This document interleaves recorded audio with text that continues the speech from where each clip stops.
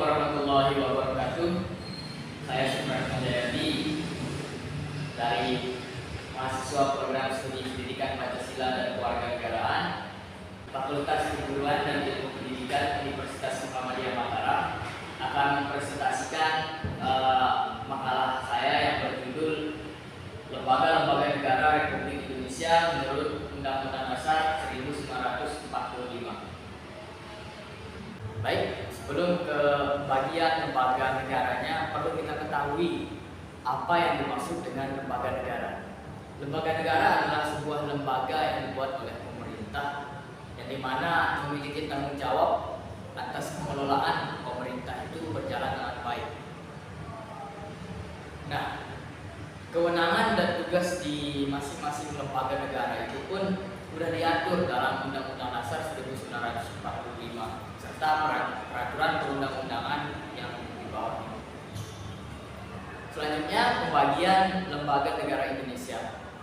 Indonesia itu mengandung sistem politik yang kita kenal sebagai trias politika, yang dimana pembagian lembaga kekuasaan itu ada 3. Yang pertama ada lembaga eksekutif, lembaga yudikatif, dan legislatif, yang dimana ketiga lembaga ini saling berkaitan antara satu sama lain agar proses pemerintahan di dalamnya itu berjalan dengan baik.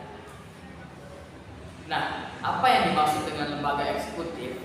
Lembaga eksekutif itu merupakan suatu lembaga yang di dalam kategorinya itu ada presiden di sana dan wakil presiden termasuk di menteri-menteri di bawahnya. Lembaga eksekutif itu adalah lembaga yang menjalankan undang-undang atau peraturan perundang-undangan. Selanjutnya ada yang namanya lembaga legislatif. Lembaga legislatif ini mungkin tidak asing bagi kita mengenalnya karena seringkali ada kita dengar kampanye dan lain sebagainya, bahwa lembaga legislatif itu terdiri dari misalkan ada DPR, ada MPR, ataupun kategori legislatif di dalamnya itu yang sesuai dengan undang-undang. Nah, tugas dari lembaga legislatif ini adalah membuat undang-undang itu sendiri. Selanjutnya yang ketiga adalah lembaga yudikatif. Sama halnya dengan lembaga-lembaga yang tadi yang 2 itu. Lembaga yudikatif ini adalah lembaga penegakan hukum. Namun lembaga yudikatif adalah lembaga yang mengawasi dari undang-undang ini. Yang lembaga di dalamnya itu berupa Mahkamah Agung, ada Mahkamah Konstitusi, dan Komisi Yudisial.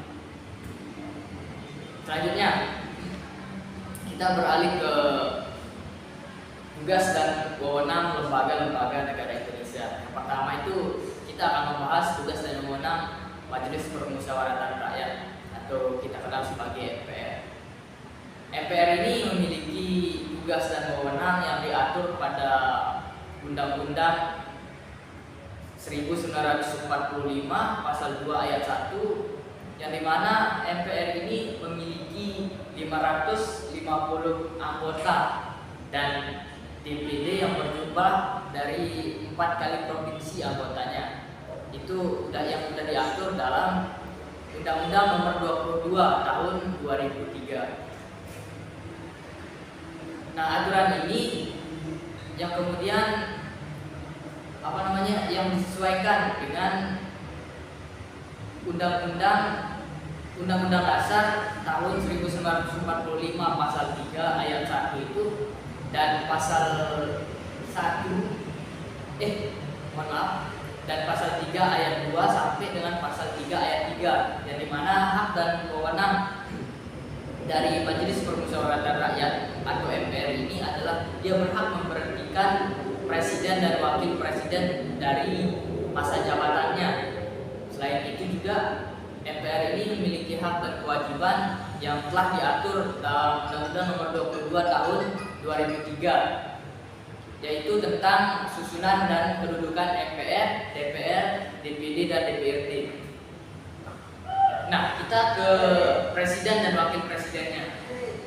Presiden sudah kita kenal ya secara mungkin udah secara umumnya bahwa presiden itu adalah kepala negara sekaligus kepala pemerintahan yang kita kenal, dan wakil presiden itu adalah ya wakil dari kepala negara kita atau kepala pemerintah kita. Presiden dan wakil presiden ini sudah kita kenal yang selainan dengan DPR, karena di dalam 5 tahun sekali di pesta demokrasi itu sudah hal yang mudah kita kenal DPR dan presiden ataupun wakil presiden. Selanjutnya di sini ketika teman-teman ataupun penonton yang nantinya ingin tahu bagaimana sih syarat untuk menjadi sebuah kepala negara ataupun kepala pemerintahan atau presiden ataupun wakil presiden itu sudah tentu sudah diatur dalam undang-undang dasar. Nah, di sini dalam Undang-Undang Dasar tahun 1945 itu pasal 6 ayat 2 itu udah diatur syarat-syarat menjadi presiden itu bagaimana.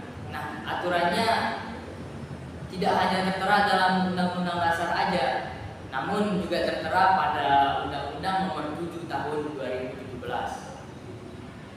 Adapun di sini pada pasal 169 Undang-Undang Nomor 7 Tahun 2017 itu yang mengatur tentang persyaratan menjadi calon presiden dan wakil presiden itu ada 5 poin di sini. Yang pertama adalah bertakwa kepada Tuhan Yang Maha Esa.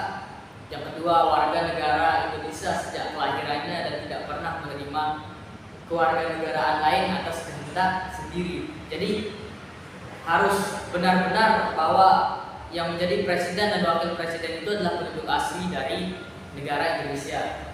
Selanjutnya, bukan hanya orang yang mencalonkan diri itu saja yang diatur di sini, namun calon istrinya juga nanti akan diatur di sana.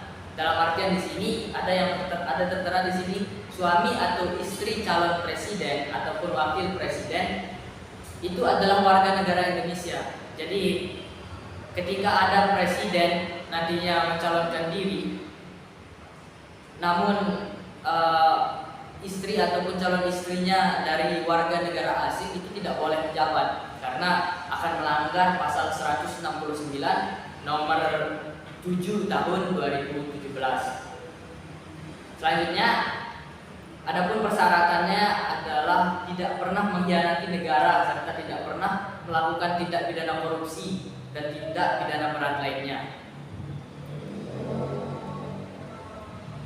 Intinya di sini yang dimaksud adalah orang itu berkelakuan baik lah, tidak pernah melakukan korupsi, tidak pernah tindak kejahatan yang yang tercatat dalam kepolisian itu.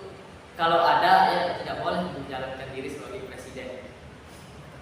Selanjutnya yang terakhir adalah mampu secara rohani dan jasmani untuk melaksanakan tugas dan kewajiban sebagai presiden dan wakil presiden serta bebas dari penyalahgunaan narkotika. Nah, di sini walaupun kita sudah memenuhi syarat-syarat yang keempat tadi itu, namun ketika syarat yang kelima ini kita tidak mampu, yakni tentang mampu melaksanakan tugas dan wewenang kita sebagai presiden dan wakil presiden, ya tentu saja kita tetap saja tidak boleh mencalonkan diri ketika kita tidak mampu melaksanakan tugas dan wewenang.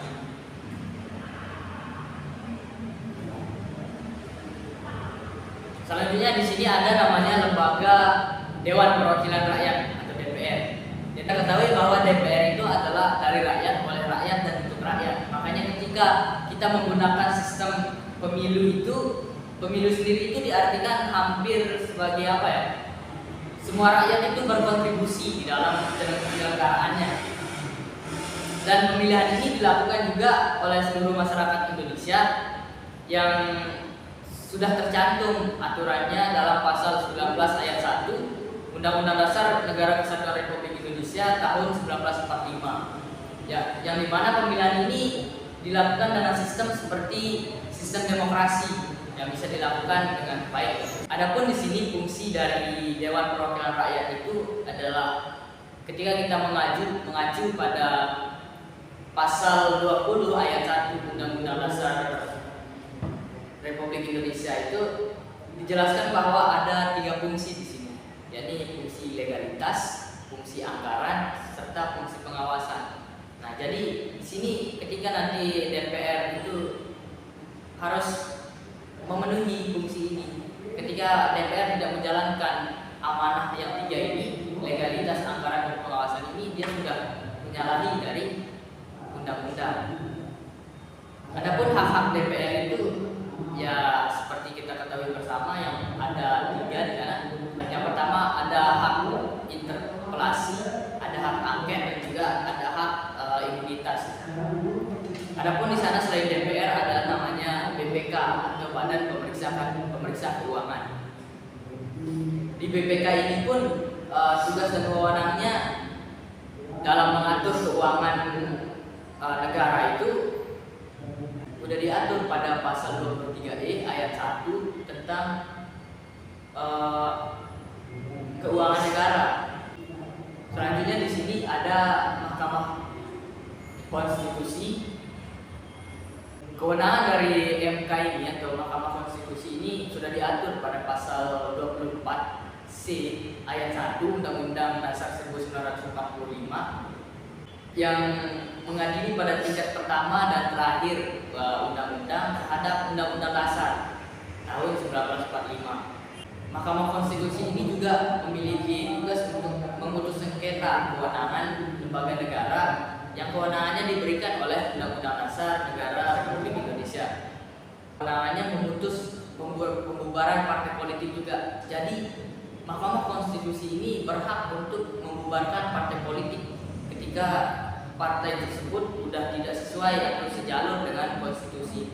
Misalkan tidak menjunjung tinggi nilai-nilai Pancasila, itu Mahkamah Konstitusi berhak untuk memberhentikan dan membubarkan partai politik tersebut. Yang terakhir adalah memutus hasil perselisihan dari pemilihan umum. Nah, MK di sini juga nantinya akan memutuskan bahwa hasil dari pemilihan umum ini loh yang menang, ini loh yang gugur. Nah, ini. Selanjutnya ada namanya Komisi Yudisial atau KY itu. Kalau menurut pasal 24B ayat 3 Undang-Undang Dasar tahun 45 itu bahwa lembaga Komisi Yudisial ini merupakan lembaga negara yang mandiri dari bentukan presiden dengan persetujuan Dewan Perwakilan Rakyat tentunya. Adapun wewenang dan tugas dari Komisi Yudisial ini sudah diatur pada pasal 24 ayat 1 untuk dengan tugas untuk mengusulkan pengangkatan hakim agung serta menjaga dan menegakkan kehormatan serta keluhuran martabat dan perilaku hakim di sana. Dan yang terakhir materi yang saya sampaikan adalah lembaga DPD atau Dewan Perwakilan Daerah. DPD ini merupakan hasil dari pemilihan umum juga yang dilakukan 5 tahun sekali itu, yang biasa kita sebut sebagai pesta rakyat gitu, atau pesta demokrasi, yang dimana di DPD ini merupakan keanggotaannya dari MPR juga, yang berarti DPD ini merupakan perwakilan dari tiap-tiap provinsi di Majelis Permusyawaratan Rakyat. Nah, pada Undang-Undang Nomor 22 Tahun 2003 itu dijelaskan bahwa anggota DPD itu berdomisili di pemilihannya. Misalkan di Nusa Tenggara Barat, pemilihannya otomatis Dewan Perwakilan Daerahnya harus berada di di Provinsi Nusa Tenggara Barat gitu. Namun ketika bertugas ataupun menghadiri sidang-sidang di Jakarta Pusat, sudah tentu DPD ini diwajibkan untuk berdomisili di Jakarta sebagai pusatnya lah di sana. Mungkin itu saja materi yang bisa saya sampaikan. Mohon maaf bila ada tutur kata dan penyampaian yang salah ataupun tidak sesuai dengan materi yang saya bahas. Saya mohon maaf yang sebesar-besarnya. Assalamualaikum warahmatullahi wabarakatuh.